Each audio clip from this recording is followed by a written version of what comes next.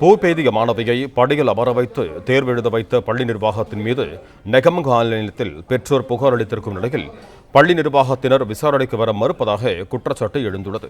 இது தொடர்பான கூடுதல் விவரங்களோடு இணைகிறார் எமது செய்தியாளர் பூபதி. வணக்கம் பூபதி, உங்களிடம் இருக்கும் தகவல்களை சொல்லுங்கள்.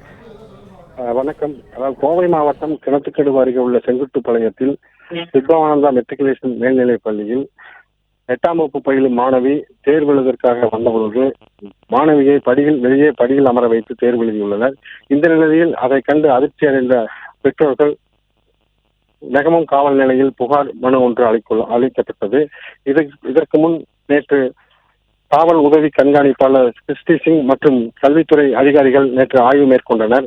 இந்த நிலையில் பெற்றோர்கள் கல்வி நிர்வாக தாளாளர் தங்கவேல் பாண்டியன், முதல்வர் ஆனந்தி, அலுவலக உதவியாளர் சாந்தி ஆகியோர் மீது புகார் மனு அளிக்கப்பட்டது. இந்த நிலையில் அவர்கள் மீது ஆதி திராவிடர் மற்றும் பழங்குடியினர் வன்கொடுமை தடுப்பு சட்டத்தின் கீழ் 2 பிரிவுகளில் வழக்கு பதிவு செய்யப்பட்டது. இது தொடர்பாக பெற்றோர் மற்றும் பள்ளி தரப்பில் விசாரணைக்காக நெகமம் காவல் நிலையத்திற்கு அழைக்கப்பட்டது. ஆனால் பெற்றோர்கள் இன்று காலை முதல் காத்திருக்கின்றனர். ஆனால் பள்ளி நிர்வாகம் சார்பில் இதுவரை யாரும் வரவில்லை. பாப்பா எக்ஸாம் எழுதிட்டு வீட்டுக்கு வந்துட்டாளுங்க. வந்ததுக்கப்புறம் ஈவினிங் ஒரே பெயினாக இருக்குது, கால் ஒரே பெயினாக இருக்குது அப்படின்னு சொல்லி சொன்னாப்பிடிங்க.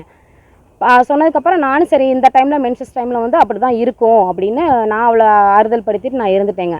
நைட்டு ரொம்ப டைம் ஆக ரொம்ப ஒரு கால் மட்டும் ரொம்ப பெயினாக ஆரம்பிச்சிருச்சு. இந்த மாதிரி தைலம் போட்டு விடுங்க அப்படின்ற மாதிரி அவள் சொன்னாளுங்க.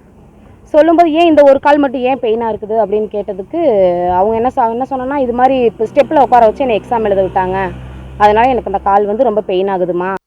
பிளே ஸ்டோர் மற்றும் ஆப் ஸ்டோரில் இருந்து பாலிமர் செயலியை QR கோடு மூலம் பதிவிறக்கம் செய்யுங்கள். செய்திகளை உடனுக்குடன் பெறுங்கள்.